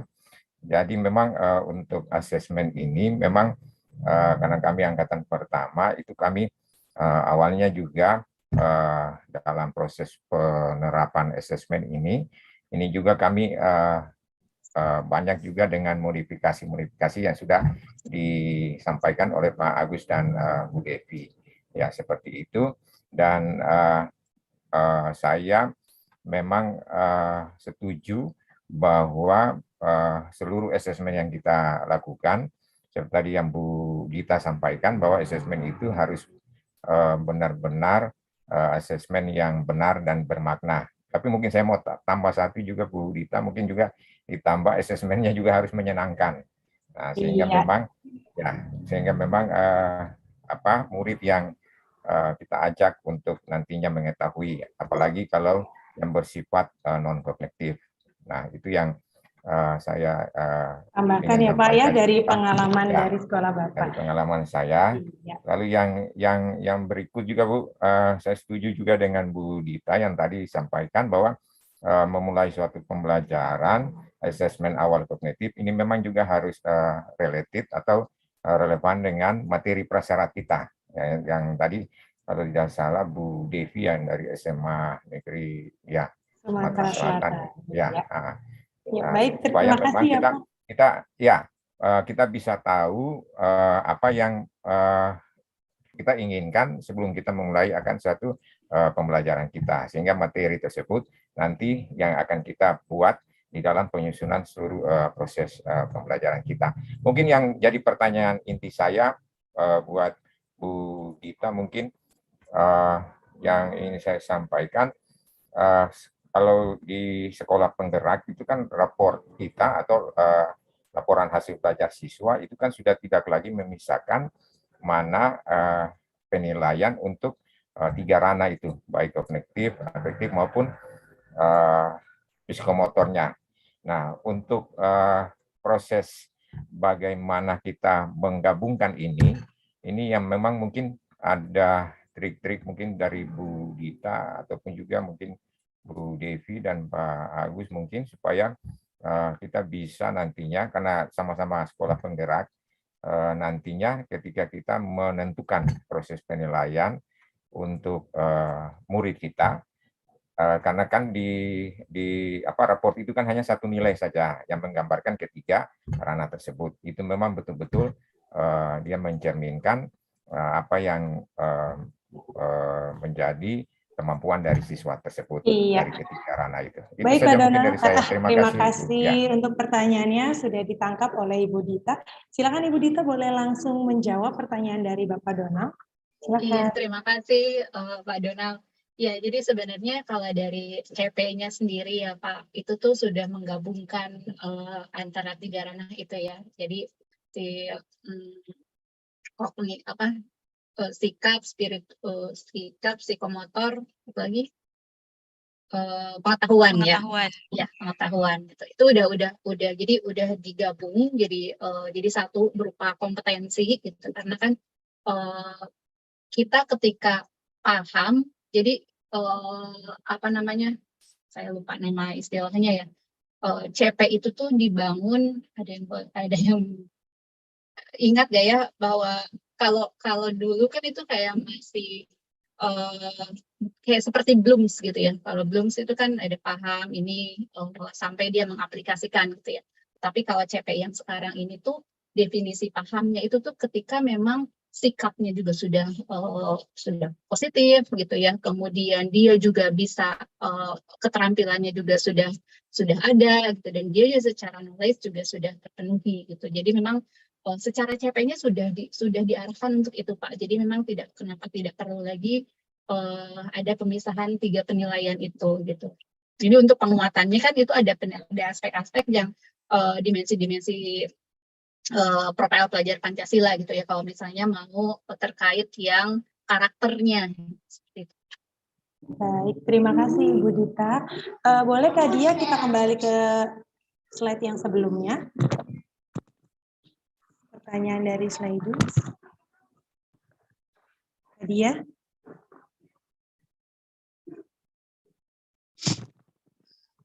Ya, Terima kasih. Nah, ini ada pertanyaan dari Almi Gustiti SPD. Tindak lanjut asesmen apa saja yang dapat dilakukan guru agar bisa mengembangkan pembelajaran pada peserta didik? Untuk pertanyaan ini, saya minta kepada Ibu Devi untuk membantu menjawabnya. Silakan Ibu Devi. Oke, baik. Terima kasih Bu Almi Gustiti ya atas pertanyaannya. Luar biasa ini guru merdeka ini ya seperti ini karena memang sudah mengaitkan antara asesmen dan pembelajaran. Jadi asesmen ini sebagaimana yang disampaikan oleh Bu Dita ya, benar-benar harus fit to the purpose, harus sesuai dengan tujuannya. Nah, asesmen ini hanya akan menjadi kumpulan data dan nilai saja ketika tidak ditindaklanjuti. Jadi sebenarnya kalau mau bertanya asesmen apa sih yang harus ditindaklanjuti, asesmen apa aja gitu ya. Semua asesmen dari awal proses pembelajaran maupun di akhir, formatif, sumatif, asesmen diagnostik gitu ya. Nah, semua harus ditindaklanjutin dan bahkan jika diperlukan ada feedback yang kita berikan kepada murid agar memang asesmen ini menjadi terasa gitu ya kebermanfaatannya.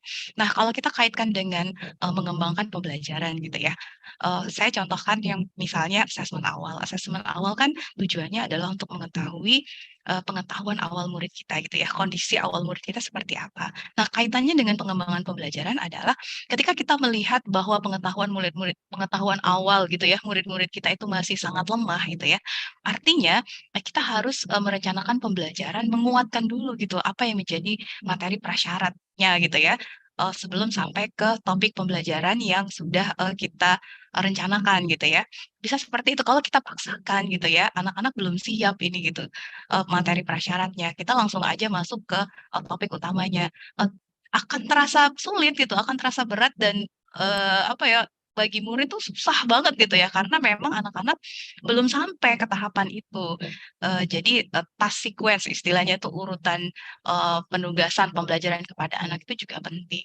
Nah, kemudian kalau selama proses pembelajaran kita melakukan assessment, kita akan melihat nih apakah terjadi miskonsepsi, apakah pemahaman murid-murid sudah sampai mana gitu ya. Ini juga harus kita tindaklanjuti dengan mengambil keputusan untuk tindakan selanjutnya apa. Apakah kita harus melanjutkan ke topik selanjutnya atau justru kita harus mengulang seperti itu.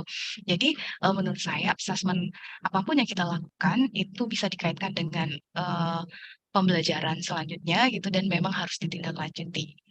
Iya, Begitu? baik. Ya, Terima semoga kasih, terjawab Bu ya Devi. Bu Almi.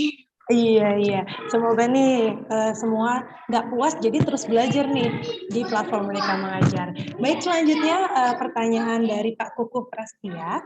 Tujuan asesmen yang bermakna baik membuat sesuatu yang baru atau memodifikasi yang sudah ada, apakah yang menjadi dasar dan tolak ukur ketercapaiannya? Mungkin Ibu Dita boleh dibantu? Silakan.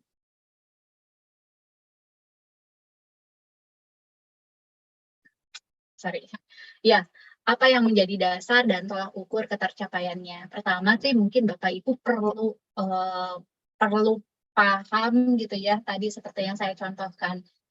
Ketika kita mau mengajari anak untuk perkalian gitu ya. Nah, kita tuh mesti tahu ciri-ciri anak yang paham perkalian itu apa, seperti apa. Atau tadi ketika kita mengharapkan anak untuk memahami bagaimana daur hidup kupu-kupu. Nah, ciri-cirinya tuh apa? Misalnya, anak bisa menyebutkan urutan mulai dari telur sampai dia kupu-kupu. Misalnya, anak bisa menceritakan atau menceritakan itu tuh bisa melalui tulisan gitu ya, bisa melalui presentasi itu ya, bisa melalui gambar. Itu tuh medianya terserah Bapak Ibu. Tetapi yang paling penting itu bagaimana Ibu Bapak menentukan kriterianya, ya Bapak Ibu mesti tahu ketika yang disebut dengan bagus tuh apa, nilai bagus tuh ketika misalnya sudah bisa menyebutkan babeba gitu ya. Yang cukup itu apa gitu. Jadi pertama sih perlu jelas dulu kalau tercapai itu ciri-cirinya apa gitu. Kalau tidak tercapai ciri-cirinya apa. Jadi Bapak Ibu bisa narik kira-kira di tengahnya bagaimana gitu. Jadi yang tahu itu sebenarnya adalah background Bapak Ibu sebagai guru gitu. Kalau misalnya Bapak Ibu ngajar di geografi gitu ya, ya pengetahuan mengenai geografinya gitu. Karena masing-masing kan berbeda gitu ya. Karena penentuan kriteria itu kalau di kurikulum Merdeka itu dipercayakan sepenuhnya kepada Bapak Ibu. Bapak Ibu itu dipercaya sudah menguasai secara konten gitu. Jadi memang dibebaskan kepada Bapak Ibu gurunya ya? Iya, dimerdekakan dan memang harus sesuai dengan keilmuannya gitu ya. Gitu. Kalau misalnya tadi gitu untuk perkalian gitu, tahu konsep perkalian. Perkalian 2 kali 3 itu artinya sudah tahu bahwa 2 kali angka 3 gitu ya. Iya, betul. Terima kasih Ibu Dita untuk jawabannya. Ini masih ada banyak Bapak Ibu yang bertanya di kolom chat bagaimana membuat asesmen gitu ya. Bapak Ibu bisa melihat contoh-contohnya di platform Merdeka Mengajar di pelatihan mandiri tentang perencanaan pembelajaran. Kemudian yang kedua, ini ada praktik baik dari Ibu Yoma Septiantika. Ibu Yoma mengatakan bahwa saya adalah guru seni rupa. Biasanya saya melakukan asesmen diagnostik di awal pembelajaran dengan mengajak murid menggambar atau melukis dengan tema yang tidak saya tentukan. Murid saya bebaskan untuk berkreasi dan berimajinasi. Nah, nanti dari hasil lukisan itu kita mungkin bisa melihat tuh ekspresi dari murid-murid kita. Jadi asesmen itu bukan berarti selalu soal gitu, seperti yang disampaikan oleh Bu Dita, Bu Devi, dan Pak Agus. Jadi asesmen itu bisa berupa apa saja gitu ya Bapak Ibu. Oke, selanjutnya saya minta kepada Ibu Dia untuk next slide. Apa ada pertanyaan lagi dari slide? Ya, terima kasih. Pembuatan asesmen itu berpedoman pada apa ya? Menurut pertanyaan dari Bapak Komardi. Boleh Ibu Dita dijawab lagi nih kayaknya pembuatan asesmen itu berpedoman pada apa ya? Pertama yang perlu Bapak Ibu pegang dan baca itu berulang-ulang mungkin ya, itu adalah PPA, panduan pembelajaran dan asesmen. Yang kedua, bisa ditonton video pembelajarannya, pelatihan mandirinya bisa berulang-ulang gitu ya, itu ada di topik asesmen gitu. Iya, baik Ibu Dita. Jadi semuanya itu sebenarnya memang sudah ada ya di platform Merdeka Mengajar, tinggal Bapak Ibu mengulang-ulang videonya saja, karena videonya walaupun sudah kita tonton, kita bisa mengulang lagi nih di platform Merdeka Mengajar. Jangan lupa Bapak Ibu kalau misalnya masih lupa, boleh dicatat. Jadi Bapak Ibu biar tahu bagaimana pedoman pembuatan asesmen. Kemudian ada pertanyaan dari Bapak Wardani Adiwinata. Jika pada kurikulum 2013 ada penilaian pengetahuan dan keterampilan, bagaimana dengan kurikulum Merdeka? Apakah sama atau format penilaian berubah? Tadi sepertinya sudah ya Bu Dita ya yang ditanyakan atau disambung oleh Pak Donald tadi. Apa mau ditambahkan lagi Bu Dita untuk menjawab pertanyaan yang kedua ini? Enggak, sepertinya cukup ya, sama. Cukup ya, sama ya. Ya, kita lanjut ke pertanyaan yang selanjutnya. Asesmen diagnosis disabilitas untuk mengetahui perkembangan dan kemampuan akademik, kesulitan dan kebutuhannya, dan lanjut pada PBM. Jika materi masih belum tepat, bisakah asesmen diulang? Bagaimana tuh Bu Dita? Bisa nggak sih asesmen diulang lagi gitu? Iya, boleh. Ini maksudnya asesmen diagnostik disabilitas berarti ya, Bu. Disabilitasnya lebih ke tadi disampaikan sama Pak Agus ya, kalau nggak salah. Disabilitas ini kan beragam sekali gitu ya.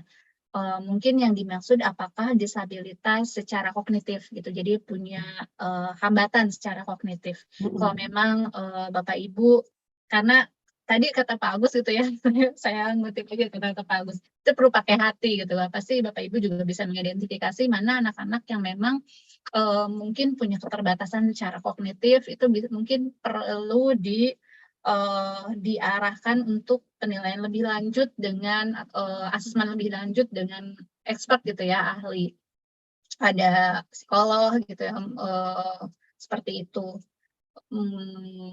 Itu sih mungkin yang paling pertama sih itu. Kalau misalnya disabilitasnya itu lebih ke fisik kayak tadi kan low vision gitu ya, nah itu juga kan perlu judgement ahli juga ya, apakah perlu alat bantu atau duduknya gitu ya, karena disabilitas ini beragam sekali gitu.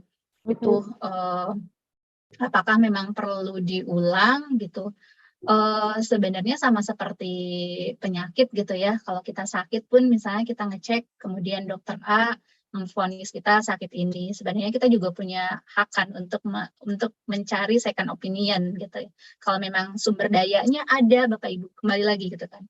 Kalau sumber dayanya ada, kemudian kesempatannya ada, dan juga hal-hal yang terkaitnya juga mendukung, tidak ada larangan untuk melakukan asesmen lagi gitu, betul. Nah, Jadi termasuk juga untuk asesmen awal pembelajaran gitu yang biasa gitu ya. Iya, iya. Jadi asesmen ini bisa diulang, mungkin maksudnya di sini bisa disesuaikan dengan kebutuhan disabilitasnya ya Bu Dita ya. Jadi misalnya si guru ini sudah pakai nih asesmen ini, ternyata nggak cocok sama anak yang disabilitas ini, jadi diganti soalnya atau diganti materi asesmennya itu gitu ya Bu Dita ya. Baik, pertanyaan lagi nih ada dari Pak Sugianto. Mohon penjelasan dan petunjuk terkait asesmen yang valid untuk digunakan pada peserta didik sehingga pembelajaran bermakna ini betul-betul bisa dirasakan. Bagaimana ini, Bu Dita? Tadi Pak gitu ya, asesmen yang terbaik itu adalah asesmen yang setia sama tujuannya. Iya gitu. tadi. Jadi tadi gitu mungkin mudah-mudahan contoh tadi yang saya sampaikan itu bisa memantik refleksi Bapak Ibu gitu untuk melihat kembali di RPP tujuannya apa ya, terus cara nilainya gimana gitu. Kalau misalnya memang sinkron gitu ya, apa yang mau kita cari dari pembelajaran dengan cara menilai, ya berarti sudah tepat gitu. Ditambah lagi tadi tambahan dari Pak siapa ya tadi, perlu yang menyenangkan juga, yang menyesuaikan dengan kebutuhan dan juga karakteristik peserta didik kita. Ya, baik Bu Dita, ini kita lanjut ke pertanyaan terakhir ya Bu Dita. Mohon maaf nih Bapak dan Ibu guru hebat, bukan kita tidak mau menjawab pertanyaan Bapak dan Ibu, tapi memang waktunya yang terbatas.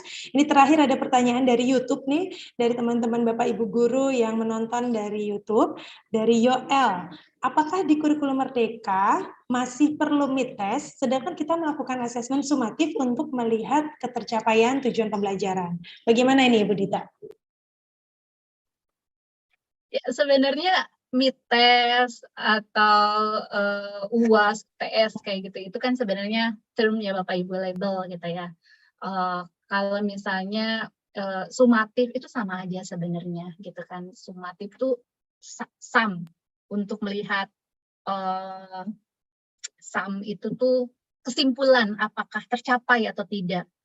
Kemudian mid juga mungkin kenapa dulu ada mid gitu ya, karena mungkin untuk melihat tercapai nggak ya gitu ya setengah tujuan pembelajarannya dalam satu semester gitu. Itu sebenarnya pilihan lagi di kurikulum Merdeka ya Bapak Ibu tuh di sekolah bisa melakukan pembelajaran asesmen di akhir gitu ya. Asesmen sumatif itu cuma pilihan, tapi sangat dianjurkan untuk melakukan asesmen formatif. Termasuk asesmen awal pembelajaran juga sebenarnya kan asesmen formatif juga gitu. Jadi itu tuh sebenarnya hanya istilah saja, tetapi balik lagi ke tujuannya. Kalau MIT itu untuk melihat ketercapaian beberapa TP misalnya, itu masuk sumatif juga gitu. Tapi kalau misalnya MIT itu untuk mengevaluasi selama setengah semester ini bagaimana, kemudian nanti akan diperbaiki di remedial, itu mungkin jadinya formatif gitu. Iya, menarik sekali ini penjelasan dari Bu Dita. Tidak terasa nih Bapak dan Ibu, kita sudah masuk di jam 19.51, maka saya akan melanjutkan ke slide selanjutnya. Silakan Ibu Dia, kita lanjutkan ke slide berikutnya. Makin seru nih, makin malam makin banyak yang nanya ya Bu Dita, Pak Agus dan Bu Devi gitu. Mudah-mudahan teman-teman Bapak dan Ibu guru ini terus semangat belajar, jadi mengikuti webinar-webinar yang ada di PMM gitu. Ya, Bapak Ibu, sekarang kita tenangkan diri sejenak. Setelah kita tadi berdiskusi panjang lebar, lalu kita pikirkan. Dari webinar hari ini, saya belajar bahwa, silakan Bapak tambahkan, Bapak Ibu tambahkan kalimatnya. Kemudian yang kedua, langkah nyata apa yang akan Bapak Ibu lakukan untuk menindaklanjuti hasil asesmen pembelajaran yang bermakna untuk murid. Bapak Ibu bisa menuliskan hasil refleksinya pada link yang ada di layar atau yang akan dibagikan oleh tim kami melalui chat. Silakan Bapak Ibu merefleksikan diri pada kegiatan webinar pada malam hari ini. Silakan Bapak Ibu, ini linknya sudah muncul ya di kolom chat. Linknya sudah muncul. Silakan Bapak Ibu tulis dulu refleksinya. Dari webinar tadi saya belajar apa ya? Bapak Ibu tinggal klik di tanda tambah saja, kemudian Bapak Ibu bisa menambahkan komentarnya. Silakan Bapak Ibu, boleh juga dituliskan namanya tentang refleksi pada malam hari ini.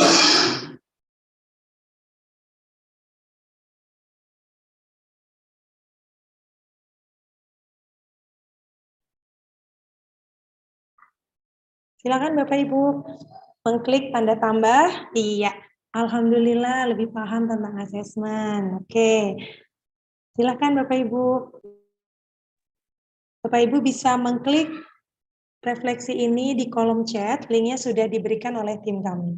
Asesmen tidak hanya untuk mengukur kemampuan diagnostik saja. Saya belajar mengenai asesmen di kurikulum Merdeka sangat inovatif sekali, maksudnya gitu kali ya, Bu Yoma dari Jogja. Dari Bu Emi belajar tentang asesmen yang baik, jadi lebih paham.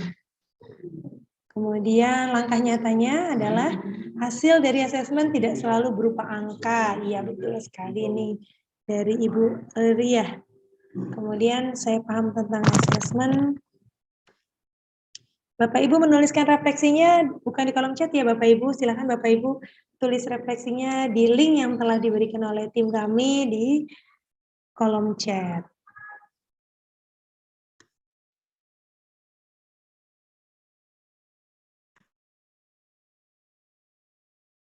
Asesmen Merdeka adalah asesmen yang menyenangkan dan reflektif. Refleksi untuk semua siswa, baik yang normal maupun yang ABK. Iya, betul sekali.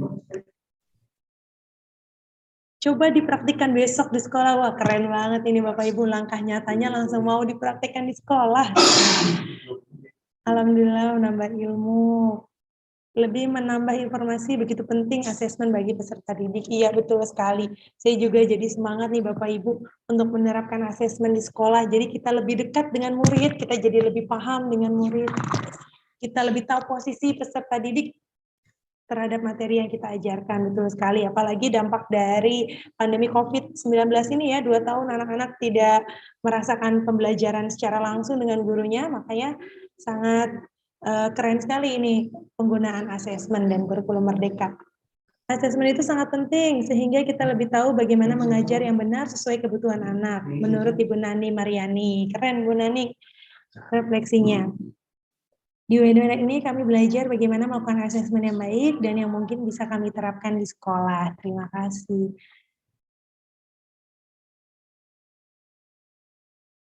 Semoga siswa semakin menyadari pentingnya. Oke, Bapak Ibu, tadi kita sudah sama-sama merefleksikan kegiatan webinar pada malam hari ini. Untuk yang selanjutnya, next slide.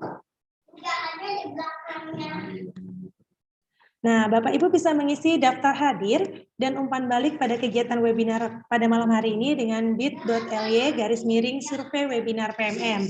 Atau Bapak Ibu bisa langsung mengklik linknya pada kolom chat yang akan dikirimkan oleh tim kami. Jadi Bapak Ibu yang tadi menanyakan presensi dan umpan balik boleh Bapak Ibu klik bit.ly/survei webinar PMM.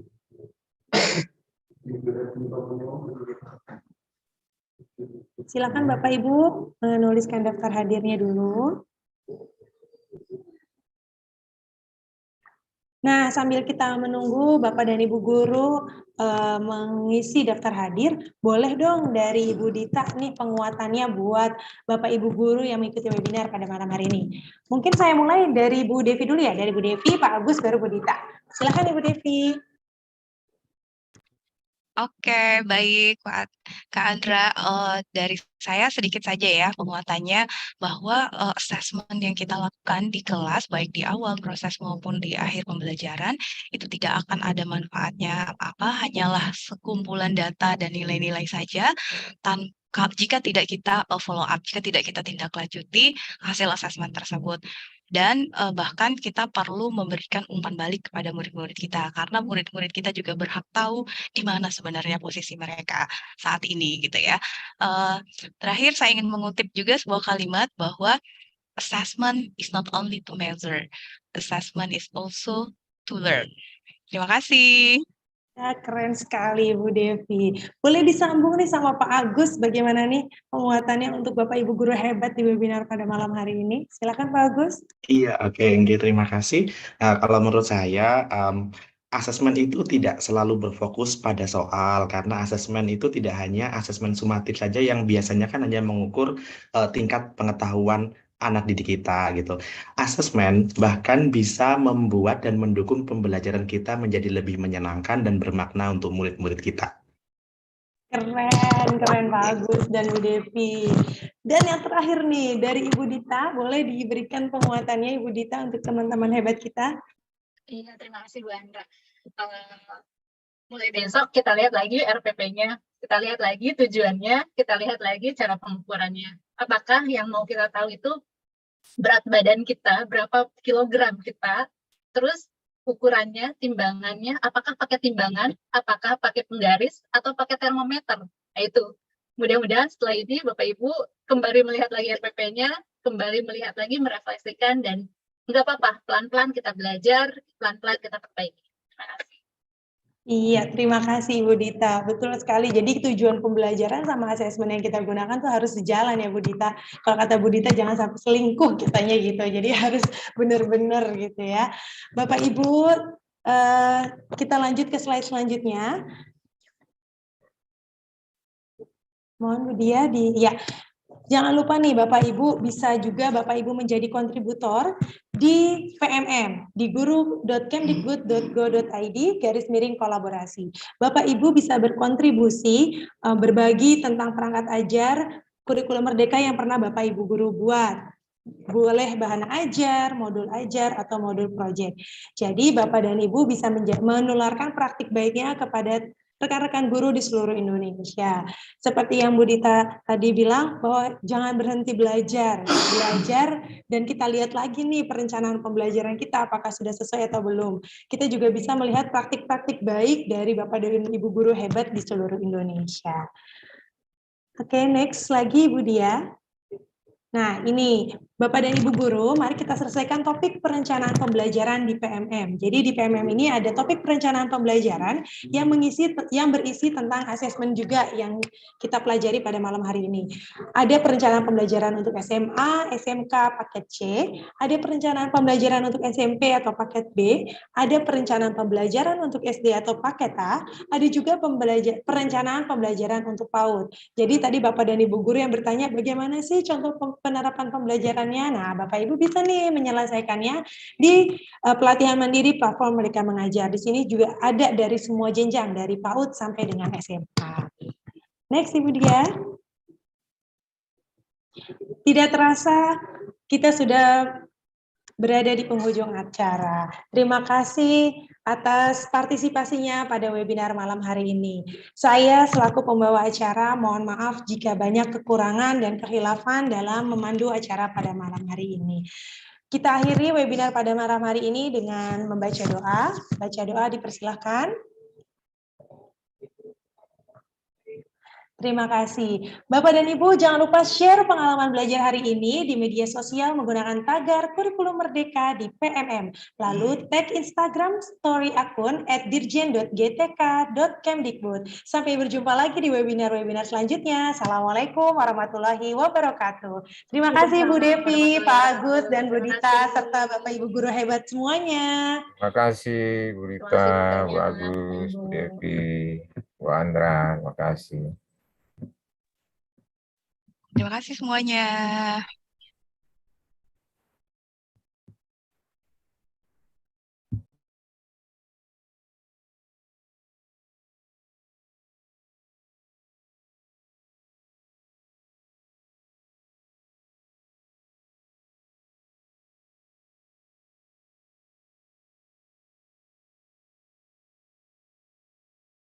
Baik Bapak Ibu yang masih ada di live nih boleh nih kita foto bersama dulu ya.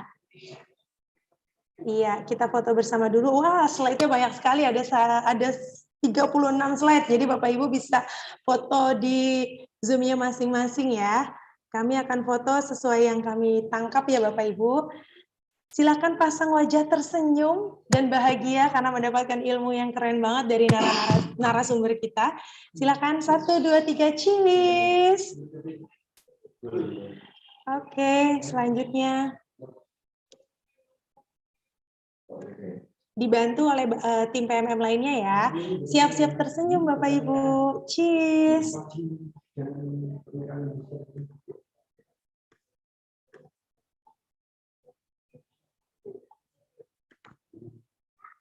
Oke, selanjutnya slide berikutnya.